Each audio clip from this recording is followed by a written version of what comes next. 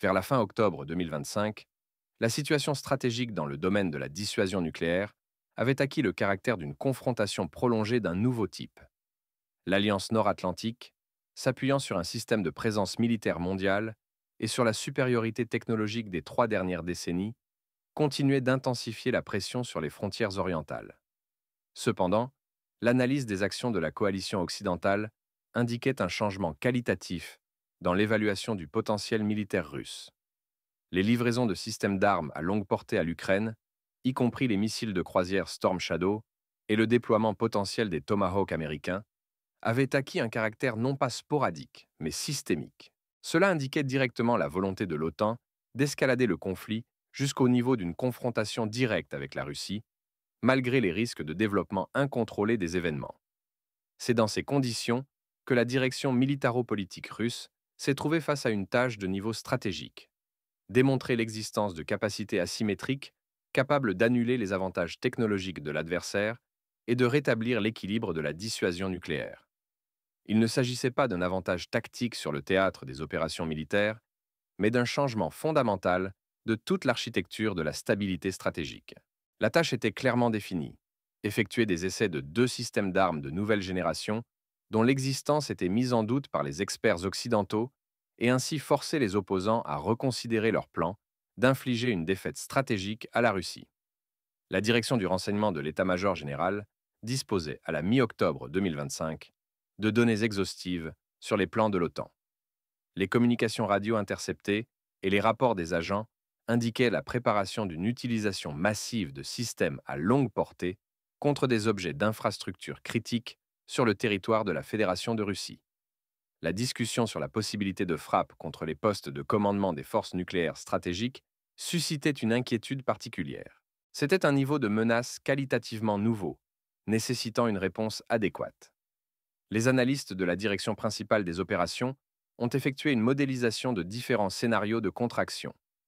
Les mesures standards de dissuasion nucléaire, basées sur la triade de missiles balistiques intercontinentaux, de bombardiers stratégiques et de sous-marins dotés de missiles balistiques, restaient efficaces mais prévisibles.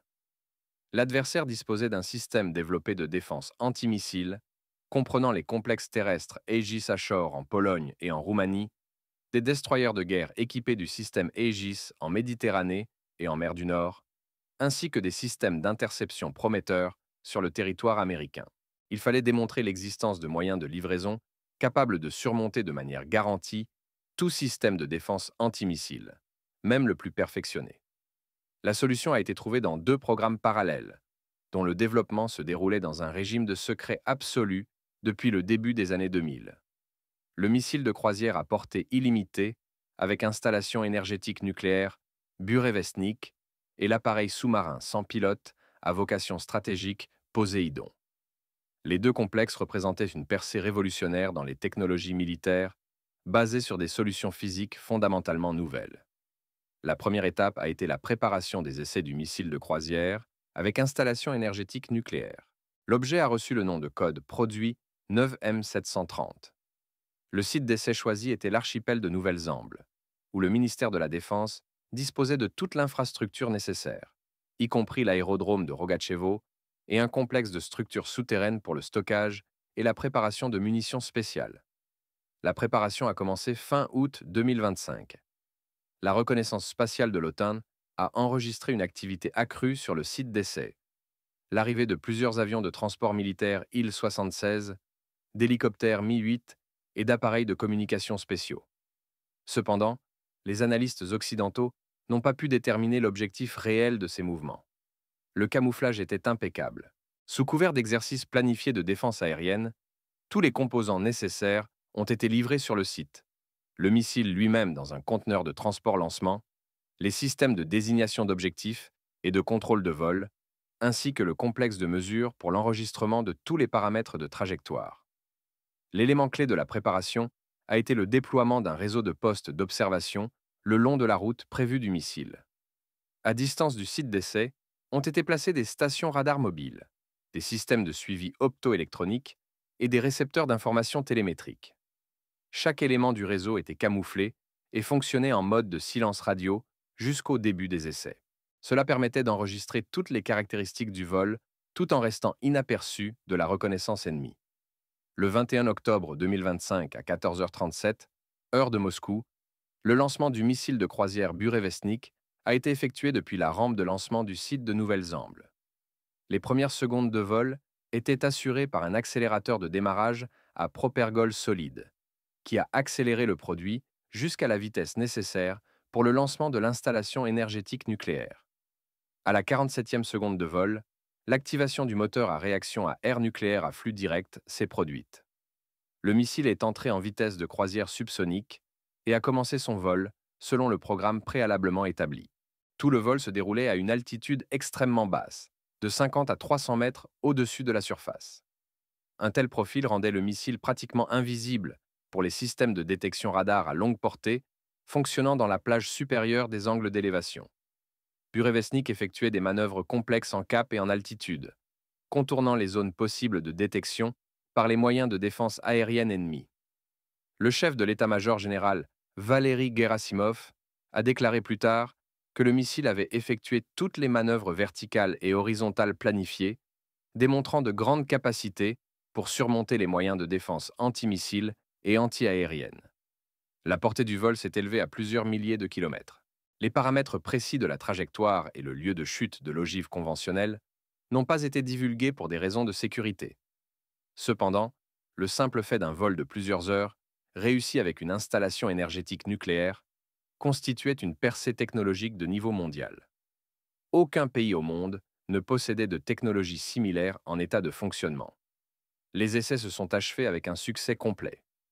Tous les systèmes du missile ont fonctionné normalement. La télémétrie a confirmé les caractéristiques de calcul. Parallèlement à la préparation des essais de Burevestnik, des travaux étaient menés sur le deuxième composant de la triade stratégique de nouvelle génération. L'appareil sous-marin sans pilote Poséidon, officiellement présenté par le président de Russie en mars 2018, avait franchi, à l'automne 2025, toutes les étapes des essais de conception et était prêt pour la vérification finale dans des conditions réelles. L'objet représentait une torpille de dimension gigantesque, équipée d'une installation énergétique nucléaire compacte. La longueur de l'appareil dépassait 20 mètres. Le diamètre était d'environ 2 mètres. De telles dimensions permettaient de placer à l'intérieur non seulement l'installation motrice et le système de contrôle, mais aussi une ogive d'une puissance allant jusqu'à plusieurs mégatonnes. Les caractéristiques clés de Poséidon étaient la capacité de se déplacer à une profondeur allant jusqu'à 1000 mètres, à une vitesse dépassant de plusieurs fois la vitesse des torpilles et sous-marins modernes, et une portée de navigation pratiquement illimitée grâce aux réacteurs nucléaires. Pour les essais, l'un des sites d'essais sous-marins dans les eaux de la mer de Barents a été choisi. Le porteur était le sous-marin nucléaire spécialement modifié du projet 09U-52 Belgorod, équipé d'un compartiment unique pour le placement et le lancement d'appareils sans pilote. Pendant plusieurs jours, le sous-marin a effectué une transition secrète depuis sa base vers la zone désignée et a plongé à la profondeur de travail. Le 28 octobre 2025 à 9h14, heure de Moscou, le lancement de l'appareil sous-marin sans pilote Poséidon a été effectué depuis le sous-marin. L'appareil s'est séparé du porteur, a activé l'installation énergétique nucléaire et a commencé un mouvement autonome selon l'itinéraire programmé à l'avance. Les essais se déroulaient dans un régime de secret absolu. La zone du site d'essai était fermée à la navigation sous prétexte de tirs d'artillerie planifiés. Les forces de la flotte du Nord ont déployé un rideau anti-sous-marin, excluant la pénétration dans la zone d'essai de sous-marins de l'adversaire potentiel. Poséidon a navigué avec l'installation énergétique nucléaire pendant un temps déterminé et a parcouru une distance de plusieurs milliers de kilomètres. Le président de Russie a déclaré plus tard que la puissance de l'appareil dépassait considérablement même celle du missile balistique intercontinental Sarmat, et qu'en termes de vitesse et de profondeur de plongée, il n'avait pas d'analogue au monde. Le système de contrôle a fonctionné sans faille. L'appareil est sorti précisément au point désigné, où il a été détecté et récupéré par les forces d'une unité spéciale pour l'analyse ultérieure du fonctionnement de tous les systèmes. Les premiers signes que la Russie avait effectué quelque chose d'extraordinaire sont apparus dans les rapports de renseignement occidentaux quelques heures seulement après le lancement de Burevestnik. Les stations sismiques situées en Norvège et au Svalbard ont enregistré une série de faibles secousses souterraines caractéristique du fonctionnement de moteurs à réaction puissants. Les satellites de reconnaissance électronique ont intercepté un pic d'échange radio crypté entre les objets militaires russes dans le nord. Les analystes de l'OTAN ont tenté de recouper ces données, mais n'ont pas pu tirer de conclusions définitives. La présence d'un navire de reconnaissance de l'Alliance dans les eaux de la mer de Barents, pendant les essais de Poséidon, a suscité une inquiétude particulière. Le président de Russie a déclaré plus tard ce fait directement, soulignant que l'adversaire observait ce qui se passait mais n'a rien pu entreprendre. Le navire de l'OTAN a enregistré de puissantes anomalies hydroacoustiques ne correspondant au profil d'aucun objet sous-marin connu. La vitesse de déplacement de la source du signal et la profondeur de sa plongée ne correspondaient à aucune représentation existante des capacités de la technologie sous-marine. Le 26 octobre 2025, le chef de l'état-major général des forces armées de Russie, Valery Gerasimov, lors d'une réunion fermée avec la participation du ministre de la Défense, a fait rapport au président sur les résultats des essais effectués. Les deux systèmes ont confirmé les caractéristiques annoncées. Burevestnik a démontré une portée de vol pratiquement illimitée et la capacité de surmonter tous les systèmes de défense antimissiles grâce à sa faible visibilité et à sa manœuvrabilité. Poséidon a prouvé la possibilité d'une sortie secrète vers la côte ennemie à n'importe quelle distance et d'une destruction garantie des cibles côtières, y compris les bases navales militaires, les groupements de porte-avions et l'infrastructure critique des villes portuaires. La décision a été prise d'annoncer publiquement les résultats des essais. C'était une démarche sans précédent, rompant avec le secret traditionnel des programmes d'armement stratégique. Cependant, l'opportunité politique était évidente. L'adversaire devait recevoir un signal sans ambiguïté sur l'existence chez la Russie de moyens de représailles garantis, capables de surmonter toute défense. L'annonce des essais réussis de Burevestnik et Poséidon a produit l'effet d'une bombe dans les cercles militaro-politiques occidentaux. Le professeur de l'université d'Helsinki Tuomas Malinen, dans son commentaire, a remarqué avec sarcasme « Et Burevestnik et Poséidon sont déjà une réalité. » Mais oui, continuez à irriter la Russie. Cette fois, tout finira certainement bien. Les publications britanniques ont ouvertement reconnu que Poséidon représentait une menace existentielle pour la Grande-Bretagne en tant qu'État insulaire, dont l'économie et la sécurité dépendent entièrement des communications maritimes. Les analystes militaires ont effectué une évaluation des nouvelles capacités des forces stratégiques russes. Burevestnik, avec sa portée de vol pratiquement illimitée et sa capacité à contourner les zones de défense antimissiles, rendait inutiles tous les investissements dans les systèmes de défense antimissiles d'une valeur de centaines de milliards de dollars. Le missile pouvait attaquer des cibles sur le territoire américain depuis n'importe quelle direction, y compris le sud, où les systèmes d'alerte précoce étaient pratiquement absents. Le temps de vol depuis le moment de la détection se comptait en minutes, ce qui excluait la possibilité d'une évacuation organisée ou du déploiement de moyens d'interception. Poséidon représentait une menace encore plus sérieuse pour les puissances maritimes du monde anglo-saxon. Seulement 20 à 25 appareils similaires, équipés d'ogives thermonucléaires d'une puissance de plusieurs mégatonnes, étaient incapables de détruire tous les ports clés des États-Unis et de la Grande-Bretagne. L'explosion d'une telle munition au large de la côte créait non seulement une zone de contamination radioactive, mais aussi un tsunami d'une hauteur de dizaines de mètres, capable de balayer l'infrastructure côtière à une distance de plusieurs kilomètres du rivage.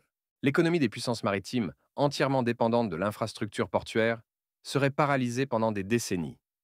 La réaction du président américain Donald Trump a été révélatrice.